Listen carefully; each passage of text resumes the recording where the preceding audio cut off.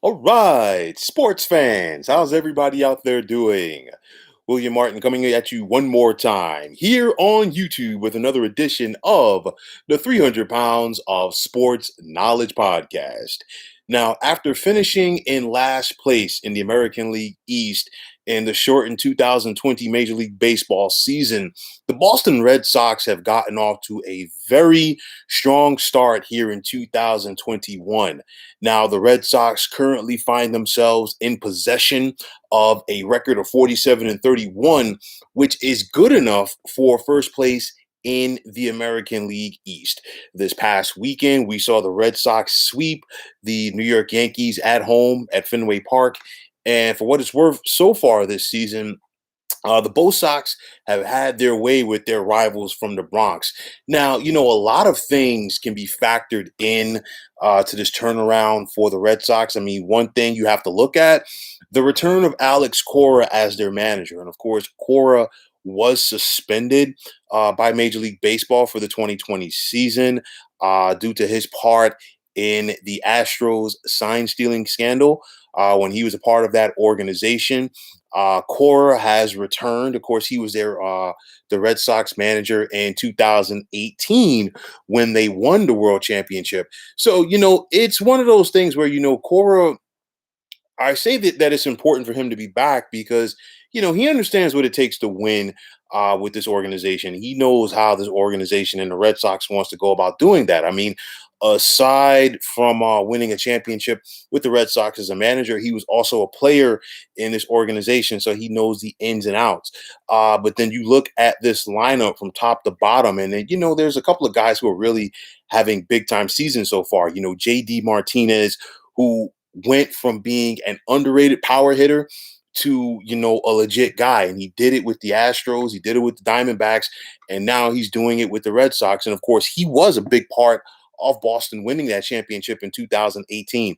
The emergence of Rafael Devers, and then of course, the last killer bee standing, and I'm talking about Xander Bogaerts. Of course, a couple of years ago, the Red Sox had Mookie Betts, Jackie Bradley Jr., Andrew Benintendi, and Xander Bogaerts. But now it's just Bogaerts. And of course, Bogaerts has been there and he's been a part of two Red Sox championship teams, one in 2013 and then, of course, in 2018. So he's another guy who knows what it takes. And you look at this Red Sox offense, they're near the top of the American League in the majority of the major statistical categories on offense, including batting average, on base percentage, runs scored, you name it. So this is what the Boston Red Sox are bringing to the table. Pitching wise, they're putting it together. Nathan Eovaldi's having a solid season for them. We saw him give the Red Sox 7+ innings last night. He only gave up the home run in the 8th inning to DJ LeMahieu. And then, of course, from that point, Cora did use his bullpen for the final outs of that contest. But make no mistake about it, Eovaldi is healthy. And as he goes, this Red Sox rotation goes. And, I look at it, we saw the Red Sox get off to the strong start this season. They lost their first 3 games of this campaign before they rattled off 9 consecutive games, and they haven't looked back. I mean, one thing that you can say about the Red Sox, there's nothing flashy, but they've been consistent. That's been the biggest thing for them right now. And, their consistency is a big reason why they are in first place in the American League East. Because, I mean, we've seen some of the teams in that division have the ebbs and flows of the season. You're going to have highs, you're going to have lows. I don't care who you are as a team. Some teams have more highs than others, some teams have more lows than others. I get that. But one thing about the Red Sox is that they have been consistent about going about their business. And that is a big reason why they're in first place. And that's a credit to them because this AL East is one of the toughest divisions in baseball, along with the National League West. And honestly, I have to give the slight edge to the American League East on that. I mean, you look at Toronto, you look at the Yankees, you look at Boston, and of course, the defending American League champions in the Tampa Bay Rays. So these teams are going to continue to slug it out for the remainder of this campaign. But you look at the Red Sox, they're right in the mix. And, one thing that we've seen over the years with this Red Sox club, when they are in the mix, regardless of who is running their front office, and of course it's Shane Bloom right now, It's a situation where you expect them to be buyers at the trade deadline. So, I expect Boston to go out there and try to get themselves another arm for this rotation. I expect Boston to go out there and get some more bullpen help and even potentially another bat for this lineup because I think when it's all said and done, they're going to be all in to try to get themselves another World Series championship. And you look at how things have gone since John Henry has been the principal owner for this team. They have always competed. Yes, it's not been a situation where the Red Sox have made the postseason every year, obviously. And yes, it hasn't been a situation where the Red Sox are, you know, you know, they're able to get around not having losing records in seasons. They've had it. I mean, they had it last year, even in the shortened campaign, but nonetheless, they know what it takes to have quick turnarounds. And you look at it, looks like another quick turnaround for the Red Sox. I mean, you go back to a few years ago before when they had a losing record, 78 and 84, they turned right back around and won the American League East in each of the next three seasons. You go back to the 1 year, the Bobby Valentine experiment. Right after that, they came back and won 97 games with John Farrell in his first year in 2013, and they won the World Series. So this team knows what it takes to have the quick turnarounds.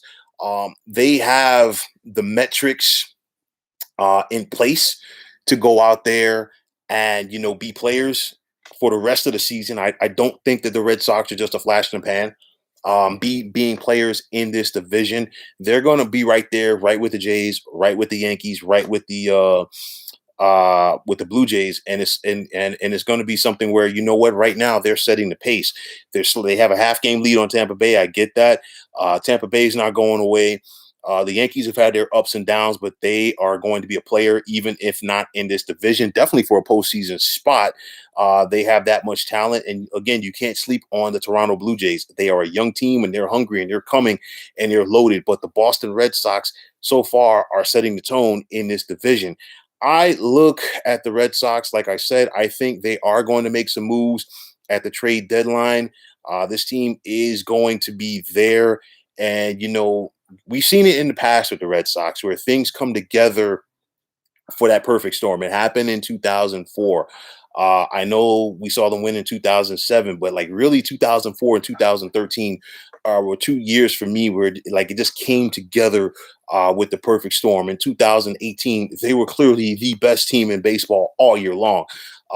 They won 108 games during the regular season, but this time around, it's kind of similar to what we saw in 2004 and 2013, how things are just coming together for that perfect storm. They're not flashy. So, they like that might allow them to fly under the radar with some people. But the thing is, come September, late September, the Red Sox are going to be playing meaningful games if they haven't clinched a postseason spot by that point. But I think right now, the way things are going with the leadership of Cora, with the way these bats are functioning, and with the pitching that they're getting, and with their ability to go out there and make moves for some talent at the trade deadline. Boston, they're going to be players for the rest of the season, but I think they also are going to have a say in what goes down on the American League side come October in the playoffs. So this is definitely not a flash in the pan. The Red Sox are back among the contenders in Major League Baseball, and I think that's a good thing for baseball when you have the Bull Sox out there doing their thing. So they've gotten off to the solid start. They're here to stay, and I think the Red Sox are in for a fine 2021 campaign. So, folks, that is going to wrap it up. And as always, I want to take this time out to thank you for tuning into the 300 Pounds of Sports Knowledge podcast here on YouTube. I want to take the time out to thank all of you fine folks out there for tuning in. And if you have not already, please feel free to subscribe to this channel. Now, if you're on Twitter, please feel free to follow me at 300 Pounds of Sports. And like I always say, if you follow me, it'll be my pleasure to follow you right back. There's also the sports discussion group on Facebook at the Sports Depot 365. You can check it out. Drop a line and be a part of one of the better sports debating sites going on social media. And also, if you liked what you saw and heard on this podcast today, please feel free to click that like button as well as the subscribe button on this channel. So once again, fine folks, my name is William Martin. Take care and have yourselves a wonderful day.